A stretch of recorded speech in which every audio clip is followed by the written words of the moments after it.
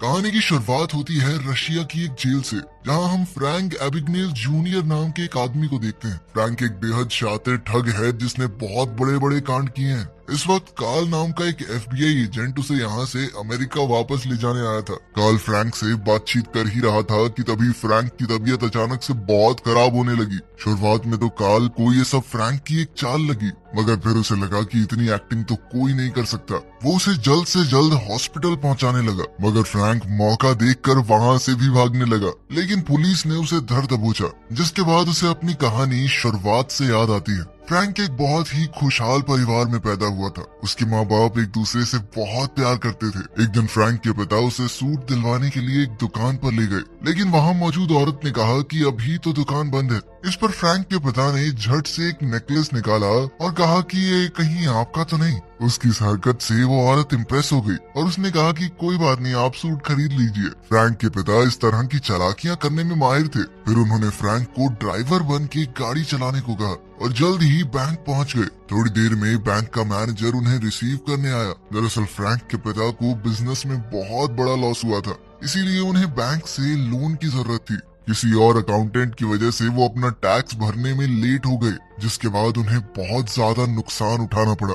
लेकिन ये सब बताने के बावजूद भी कोई बैंक उनकी मदद करने को तैयार नहीं था। फ्रैंक के पिता की कार, प्रॉपर्टी, पैसे सब कुछ गवर्नमेंट ने जब्त कर लिया, मगर इस तंगी के बावजूद भी उन्होंने फ्रैंक का एक बैंक अकाउंट खुलवाया। फ्रैंक ने उनसे पूछा कि आप ऐसा क्यों कर रहे हैं, आप तो खुद कर्जे में हैं। इस पर उसके पिता ने कहा कि मेरी चिंता मत करो, तुम्हारी पूरी जिंदगी अभी आगे पड़ी है, तुम्हें अच्छे से जीनी है। उनकी जिंदगी में अचानक से तंगी आ गई थी, तो फ्रैंक को अपना स्कूल भी बदलना पड़ा। मगर स्कूल के पहले दिन ही इस नए स्कूल में एक लड़का फ्रैंक को परेशान करने लगा। वो उसका मजाक उड़ाते हुए कह के चला गया कि टीचर लग रहा है तू, अपनी उम्र के हिसाब से कपड़े पहना कर समझा।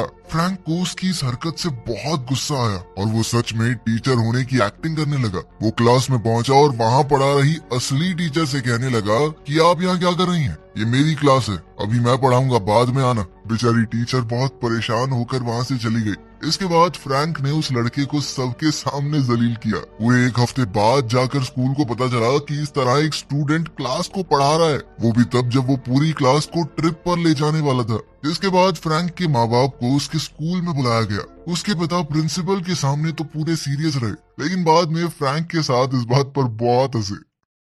एक दिन फ्रैंक जब घर पहुंचा तो उसने अपनी माँ की बेडरूम में किसी और को देखा। वो आदमी फ्रैंक के पिता के साथ काम करता था। उसकी माँ ने ये दिखाने की बहुत कोशिश की कि कुछ नहीं चल रहा और उसे थोड़े पैसे भी दिए कि लो बेटा अपने लिए कुछ ले लेना, लेकिन फ्रैंक सब कुछ समझ चुका था। कुछ दिनों बाद फ्रैंक के माँ बाप ने अलग होने का फैसला ले लिया। लॉयर ने फ्रैंक से पूछा कि तुम अपनी माँ के साथ रहना चाहोगे या अपने पिता के साथ। अपनी आंखों के सामने अपने परिवार को टूटता देख फ्रैंक बहुत दुखी हो गया। उससे ये सब और देखा नहीं जा रहा था। वो घर से भागकर किसी दूसरे शहर में चला गया। उसके पास ज्यादा पैसे तो थे नहीं, बस बैंक अकाउंट था और उसकी चेक बुक। वो धड़ाधड़ चेक काट के होटल वालों को देता गया, लेकिन जब धीरे धीरे चेक बाउंस होने लगे तो होटल वालों ने उसे निकाल दिया। फिर एक दिन बैठे बैठे उसे आइडिया आया कि चेक को बदला भी तो जा सकता है। ये थोड़े पुराने समय की बात है, तो उस वक्त इतनी ज्यादा एडवांस टेक्नोलॉजी नहीं थी। इसी चीज का फायदा उठाते हुए फ्रैंक धीरे धीरे नकली चेक्स बनाने लगा। वो चेक्स पर अलग अलग लोगों के नाम लिखकर उन्हें कैश करवाने लगा,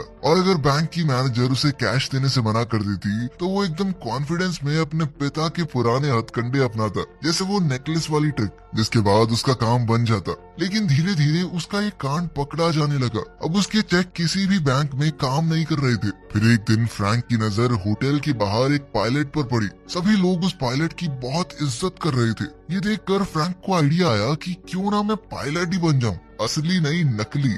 तब तो सब उसकी बहुत इज्जत करेंगे और उसके चेक बड़ी आसानी से कैश आउट हो जाएंगे। फिर वो एक फर्जी रिपोर्टर बन के एयरपोर्ट चला गया और वहाँ के ऑफिशियल्स ने कहा कि मैं पायलट्स के ऊपर एक आर्टिकल लिख रहा हूँ, इसके लिए कुछ जरूरी चीजें जाननी होंगी मुझे। उसने सब कुछ पता किया कि पायलट्स को उनकी यूनिफॉर्म कहाँ से मिलती है, और उसने वहाँ पर कॉल करके कहा कि मेरा यूनिफॉर्म खराब हो गया है, क्या मैं एक नई वर्दी सिलवा सकता हूँ। थोड़ी चालाकियों के बाद फ्रैंक ने एक अच्छी सी यूनिफॉर्म खरीद ली। इसके लिए वो चेक से पेमेंट करने वाला था, मगर वहाँ के एम्प्लॉय ने कहा कि मुझे सिर्फ तुम्हारी पायलट आईडी चाहिए, फिर तुम्हें बिल्कुल भी पैसे देने की जरूरत नहीं है, हम अपने आप एयरलाइन से ले लेंगे। लेंगे। फ्रैंक ने अपनी नकली आईडी बनाई हुई थी और उसे ये यूनिफॉर्म फ्री में मिल गई। इसके बाद फ्रैंक अपने चेक को कैश करने बैंक में आया। जिस बैंक में उसे कोई भाव नहीं देता था, अब मैनेजर उसके पास खुद चल कर आया और उसने खुद ही उसके चेक को कैश करवाया। फिर उसे एक होटल से पता चला कि वो छोटे मोटे नहीं बड़े अमाउंट के चेक भी कैश करवा सकता है, लेकिन ये उसका सैलरी चेक होना चाहिए।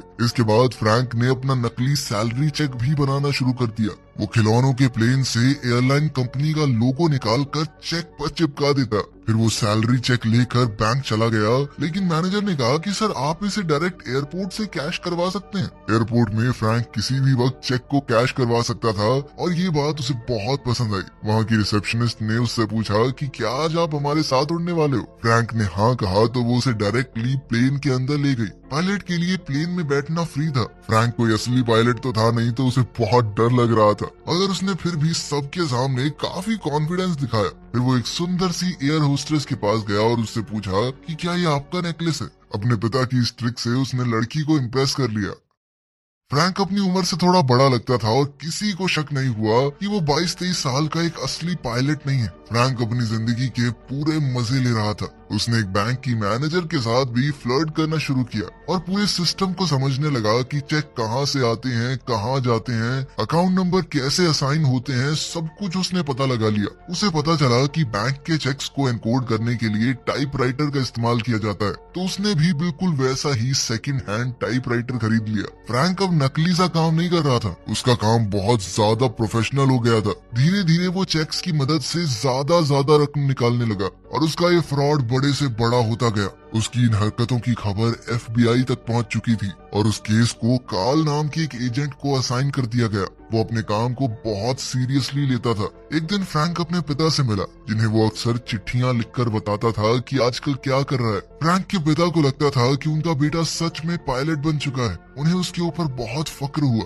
फ्रैंक ने कहा कि सरकार ने आपसे सब कुछ छीन लिया, तो मैंने अपनी कमाई से आपके लिए एक गाड़ी खरीदी है, वही जो मूवी में जेम्स बॉन्ड चलाता था। मगर फ्रैंक के पिता ने कहा कि टैक्स घोटाले के बाद सरकार अभी भी मेरे पीछे पड़ी है। अगर मैं ये गाड़ी ले गया तो कुछ दिन बाद वो इस गाड़ी को भी मुझसे छीन लेंगे। फ्रैंक के पिता का स्टोर भी बंद हो गया था, वो तंगी में ही चल रहे थे। फ्रैंक ने उन्हें पैसे देने का भी ऑफर दिया, मगर उन्होंने कहा कि मैं तुमसे पैसे नहीं ले सकता। फ्रैंक पूरे देश के सिस्टम को बहुत अच्छे से समझ चुका था। वो अलग अलग स्टेट्स के चेक दूसरी स्टेट में जाकर चलाता था। FBI बड़े ध्यान से उसकी सभी हरकतों पर नजर रखे हुए थी और जल्द ही वो उस होटल में पहुंच गए जहां फ्रैंक ने लास्ट चेक चलाया था। होटल में पूछताछ करते हुए पता चला कि फ्रैंक अभी भी उसी होटल में रह रहा है। वो इतने दिनों से वहाँ था कि अब उसकी जान पहचान होटल में सबसे हो चुकी थी। कार्ल बंदूक लेकर सीधा फ्रैंक के कमरे में पहुंचा। फ्रैंक समझ गया कि अगर कोई चालाकी नहीं दिखाई तो पकड़ा जाऊंगा और वो कार्ल के सामने ऐसे दिखाने लगा कि हाँ शांत रह, मैं सीक्रेट सर्विस से हूँ। तुझे क्या लगा तू अकेला ढूंढ रहा है इस आदमी को? इस आदमी के पीछे पूरी सरकार लगी है। कार्ल ने कहा कि मुझे अपनी आईडी दिखाओ। मैं कैसे मानूं तुम जो कह रहे हो वही हो? इस पर फ्रैंक ने कहा कि तुम एक काम करो, मेरा पूरा बटवा ही रख लो, चेक कर लो शांति से। कार्ल एक हाथ से उस वॉलेट को खोल नहीं पा रहा था। तभी फ्रैंक ने उससे कहा कि देखो हमारे आदमियों ने उस ठग को पकड़ भी लिया है, हम तुमसे पहले यहाँ पहुँच गए थे। नीचे फ्रैंक का ही एक पड़ोसी एक अंधे आदमी को गाड़ी में बैठने में मदद कर रहा था। दूर से देखने पर कार्ल को लगा कि सच में ठग को पकड़ लिया गया है। इससे कार्ल भी फ्रैंक के ऊपर भरोसा करने लगा। फ्रैंक ने अपना नकली चेक बनाने का सारा सामान उठा लिया और कार्ल से कहा कि पुलिस थोड़ी देर में आती होगी, तब तक मैं ये सबूत नीचे रख के आता हूँ। अब तो कार्ल उस पर पूरा भरोसा करने लगा था। उसने कहा कि ये लो अपना वॉलेट भी ले जाओ, लेकिन फ्रैंक ने जानबूझकर कहा कि नहीं इसे तुम ही रखो और सारे जरूरी सामान को लेकर वो वहाँ से भाग गया। कुछ देर बाद जब कार्ल ने आखिरकार वॉलेट खोल कर देखा तो उसमें कुछ भी नहीं था। वो शातिर ठग उसकी आंखों के सामने भाग चुका था। ये जानकर कार्ल को बहुत बेइज्जती महसूस हुई। उसके बॉस ने भी उसे खूब झाड़ लगाई। कार्ल इतने गुस्से में था कि उसने अपने बॉस को ही खरी खोटी सुना दी। फ्रैंक जिस तरह पायलट होने का दिखावा करता था, ये बात धीरे धीरे एयरलाइंस को पता चलने लगी। अब यही स्कैम फिर से करते रहना थोड़ा मुश्किल था। प्रेस को जब इस बात का पता चला तो उन्होंने फ्रैंक को जेम्स बॉन्ड का नाम दे दिया। फ्रैंक इस बात से बहुत खुश हुआ और उसने बिल्कुल जेम्स बॉन्ड जैसे ही सूट पहनने शुरू कर दिए, गाड़ी भी वैसी ही खरीद ली। धीरे धीरे समय बीतता गया और क्रिसमस का समय आ गया। कार्ल अकेला अपने ऑफिस में काम कर रहा था। तभी फ्रैंक ने उसे कॉल करके कहा कि अब तक जो भी मैंने तुम्हारे साथ किया उसके लिए मैं माफी मांगना चाहता हूँ। फ्रैंक ने अपना पता भी उसे दे दिया, लेकिन कार्ल ने कहा कि तुम मुझे फंसा रहे हो ना, इस बार तेरे चंगुल में नहीं आऊंगा बेटे। साथ ही कार्ल ने कहा कि तेरे पास पैसा भले ही हो, लेकिन तू बहुत अकेला है, इसीलिए तो मुझे फोन कर रहा है। फ्रैंक को ये बात बहुत बुरी लगी और उसने फोन रख दिया। लेकिन फ्रैंक इस बार सच कह रहा था। उसने अपना असली एड्रेस कार्ल को बताया था। आखिरी बार जब कार्ल ने फ्रैंक से बात की थी तो उसने अपना नाम बैरी एलन बताया था, जो कि एक कॉमिक बुक का कैरेक्टर है। कार्ल ने तभी अपने ऑफिस में फोन करके बताया कि ये कोई बच्चा है जो बस थोड़ा बड़ा दिखता है, उम्र बहुत कम है इसकी, इसी वजह से हम उसे ढूंढ नहीं पा रहे। इस पर कार्ल ने कहा कि ऐसे बच्चों की लिस्ट निकालो जो घर से भाग गए हो, किसी ने तो रिपोर्ट लिखवाई होगी। और इसी तरह वो काफी छानबीन के बाद आखिरकार फ्रैंक के घर पहुंच ही गया, जहाँ फ्रैंक की माँ उसे मिली। जब फ्रैंक की माँ को फोटो दिखाई गई तो उन्होंने कंफर्म किया कि हाँ, यही मेरा बेटा है। कार्ल ने फ्रैंक की माँ से कहा कि ये एक नंबर का ठग है, जैसे ही कुछ पता चले तो पुलिस को बताना, ठीक है। इस पर फ्रैंक की माँ ने कहा, अरे वो बच्चा है, उसने खाने पीने के लिए थोड़े बहुत पैसे ले लिए होंगे। उसने अपना बटुआ उठाते हुए कहा कि मैं भर देती हूँ, कितने पैसे देने हैं। इस पर कार्ल ने कहा 1.4 मिलियन डॉलर्स, यानी लगभग 12 करोड़ रुपए। ये सुनते ही तो फ्रैंक की माँ बहुत चक्की रह गई। खैर उधर फ्रैंक दूसरे शहर में जाकर एक बहुत अच्छी जिंदगी जी रहा था। उसे हॉस्पिटल में कुछ काम था तो वो वहाँ चला गया। वहाँ एक नर्स जिसका नाम ब्रेंडा था वो रो रही थी। उसे किसी डॉक्टर ने काम के लिए डांट दिया था। फ्रैंक ने उसे सहारा देते हुए कहा कि चिंता मत करो, तुम कमाल हो, वो डॉक्टर पागल है साला। इसी दौरान फ्रैंक के दिमाग में एक आइडिया आया। उसने ब्रेंडा से पूछा कि यहाँ कोई जॉब वैकेंसी है क्या। दरअसल अब पायलट बनना थोड़ा रिस्की हो गया था, तो फ्रैंक ने सोचा कि अब डॉक्टर बन जाते हैं। उसने कहीं और की भी नहीं, हार्वर्ड की डिग्री बनाई और इंटरव्यू के लिए चला गया। वहाँ मौजूद डॉक्टर को भी लगा कि सर आप हमारे छोटे से अस्पताल में काम करेंगे। फ्रैंक अलग अलग डॉक्टर्स वाली मूवीज देख कर गया था, जिससे उसे पता रहे कि कैसे बर्ताव करना है। तो फ्रैंक ने जवाब दिया कि सर मैं बड़े शहरों में नहीं, छोटे शहरों में लोगों की मदद करना चाहता हूँ। जिसके बाद उसे झट से नौकरी मिल गई। वो काम धाम कुछ करता नहीं था, बस डॉक्टर्स को आलतू फालतू सलाह देता रहता था। साथ ही खाली समय में वो और ब्रेंडा एक दूसरे के बहुत करीब आ गए। तभी एक दिन अचानक एक इमरजेंसी केस के लिए उसे बुला लिया गया। एक छोटे बच्चे को बहुत ज्यादा चोट आई थी। खून देखकर तो फ्रैंक हिल गया। उसने पूरा कॉन्फिडेंस रखते हुए डॉक्टर से कहा कि तुम इसमें क्या करोगे। डॉक्टर ने जो भी जवाब दिया उसने कहा कि बिल्कुल सही, मुझे कॉन्फिडेंस है कि तुम ये कर सकते हो, मैं कुछ देर में आता हूँ देखने की सही काम किया है कि नहीं। ये कहकर वो वहाँ से चला गया, लेकिन असलियत में तो उसकी हालत पतली हो गई थी।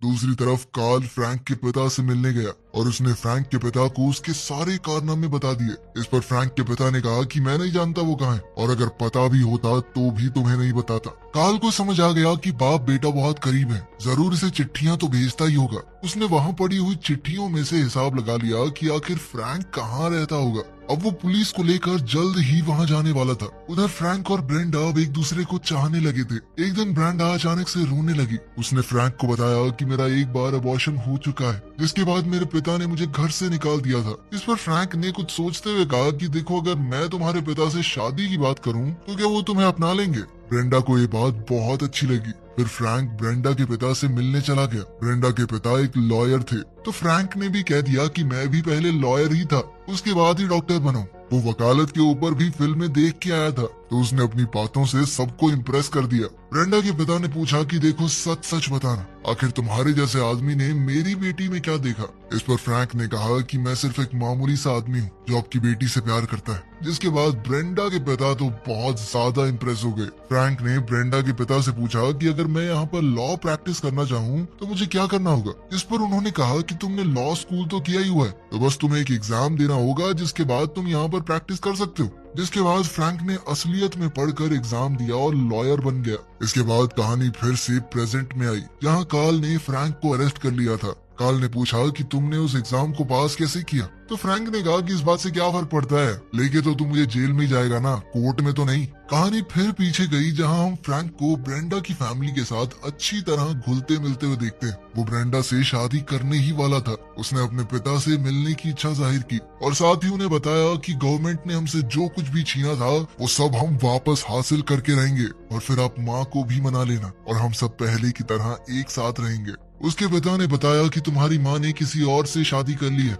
ये सुनकर फ्रैंक को बहुत बुरा लगा। उसके पिता ने यह भी कहा कि मुझे तुम्हारे कारनामों के बारे में पता चल चुका है। ये सुनते ही फ्रैंक को बहुत बड़ा धक्का लगा और वो वहाँ से चला गया। रात को फ्रैंक ने कार्ल को कॉल करके बताया कि मैं शादी करने वाला हूँ, हमारे बीच में जो कुछ भी हुआ मैं भूल जाना चाहता हूँ। अब फ्रैंक चाहता था कि उसके ऊपर जितने भी चार्जेस लगे हैं सारे ड्रॉप कर दिए जाएं। जिस पर कार्ल ने कहा कि मैं तुम्हें कभी भी नहीं छोड़ूंगा, जब तक मेरी नौकरी है तब तक तेरा पीछा करता रहूंगा। ये सब करने के बाद तुम बच नहीं सकते। इसके बाद कार्ल ने एक आइडिया लगाया। उसे पता था कि शादी के बाद फ्रैंक अपना नाम चेंज नहीं कर सकता। डॉक्टर बनने पर उसका जो नाम था उस नाम को कार्ल ने हर जगह सर्च करने का ऑर्डर दिया। उसने हिसाब लगाया कि कहीं ना कहीं शादी का इनविटेशन भी तो छपा होगा, तो उसने इन सब चीजों पर भी निगरानी रखनी शुरू की।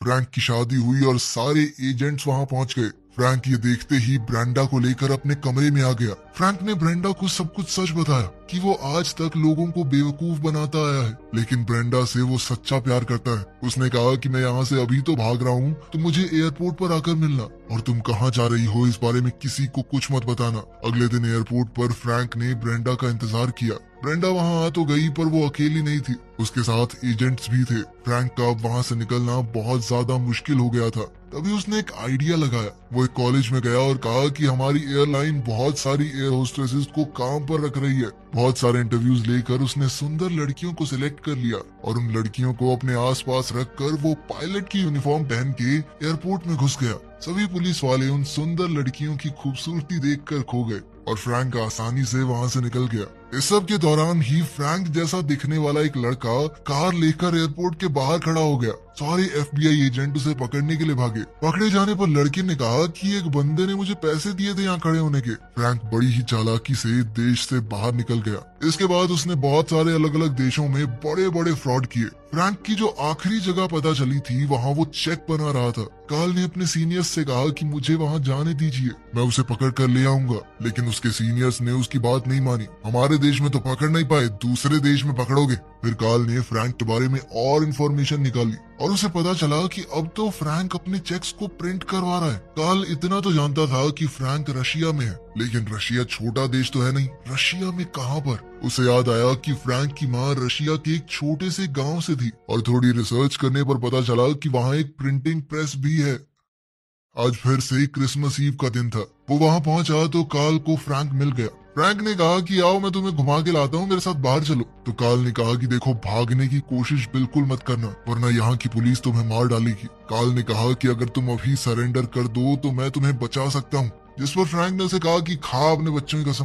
कार्ल ने कसम भी खाई और कहा कि यकीन करो मैं सच बोल रहा हूँ। जिसके बाद फ्रैंक ने हथकड़ियां पहन ली, लेकिन बाहर आने पर वहाँ कोई नहीं था। एक बार तो फ्रैंक को लगा कि मैं पागल बन गया, लेकिन अगले ही पल बहुत सारी पुलिस की गाड़ियां वहाँ पहुँच गई। अब कहानी फिर से वर्तमान में आती है। कार्ल और फ्रैंक अमेरिका में लैंड होने ही वाले थे। तभी फ्रैंक ने कहा कि मैं अपने पिता से बात करना चाहता हूँ। जिस पर कार्ल ने भारी मन से बताया कि तुम्हारे पिता की बाथरूम में गिरने की वजह से मौत हो गई है। फ्रैंक को इस बात का बहुत सदमा लगा और वो टॉयलेट में जाकर जोर जोर से रोने लगा। प्लेन लैंड होने में अब बहुत कम समय बचा था, लेकिन तब भी जब फ्रैंक बाथरूम से बाहर नहीं आया तो कार्ल ने दरवाजा तोड़कर देखा कि अंदर है भी कि नहीं। लेकिन तब तक फ्रैंक ने सिंक का स्क्रू निकाल दिया और वो जहाज के अंदरूनी हिस्से में घुस चुका था। जैसे ही जहाज के पहिए खुले, फ्रैंक मौका देखते ही वहाँ से भाग गया और वो उसी रात अपनी माँ से मिलने गया। उसने देखा कि उसकी माँ ने अपना नया परिवार बहुत अच्छे से बसा लिया था और उनकी एक छोटी बच्ची भी थी। उधर कार्ल जानता था कि फ्रैंक अपनी माँ के पास जरूर जाएगा और उसने वहाँ पहुंचकर फ्रैंक को अरेस्ट कर लिया।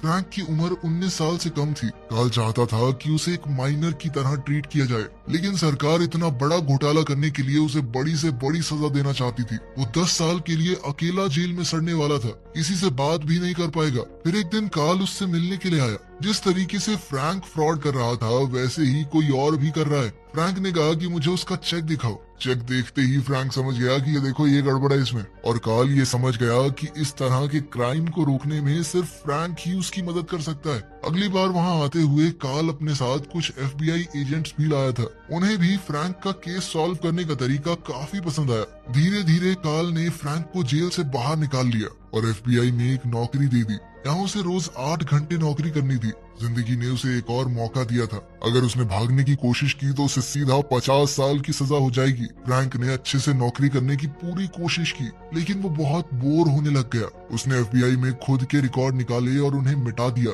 वीकेंड पर वो किसी और देश में भागने ही वाला था, मगर कार्ल ने उसे रोक लिया और कहा कि देखो तुम बच्चे हो, जिंदगी ने तुम्हें एक और मौका दिया है तो उसका फायदा उठाना चाहिए। तुम अगर भागे तो पूरी जिंदगी जेल में बितानी पड़ेगी। मैं तुम्हें रोकने नहीं वाला, मगर मंडे को काम पर वापस आ जाना। याद रखना तुम्हारा पीछा कोई नहीं कर रहा, किसी से भागने की जरूरत नहीं है। फ्रैंक वहाँ से चला गया और मंडे को कार्ल उसका बेसब्री से इंतजार कर रहा था। एक बार को तो उसे लगा कि फ्रैंक फिर से भाग गया, लेकिन फ्रैंक वापस आया और फिर से अलग अलग केसेस पर कमाल तरीके से काम करने लगा। जल्द ही फ्रैंक ने एक लड़की ढूंढकर शादी भी कर ली और एक बेहतर जिंदगी जीने लगा। FBI में अपना नाम करने के बाद उसने एक कंपनी शुरू की जो कि बैंक से जुड़े हुए सभी तरह के फ्रॉड्स को खत्म करने के लिए काम करती थी। अब फ्रैंक से बेहतर चोरों को कौन ही पकड़ सकता था। ये एक सच्ची कहानी है जिसमें फ्रैंक आखिर में सही तरीके से भी करोड़पति बन गया। वीडियो पसंद आई तो लाइक कर देना, चैनल को सब्सक्राइब कर लेना। मिलते हैं अगली वीडियो में।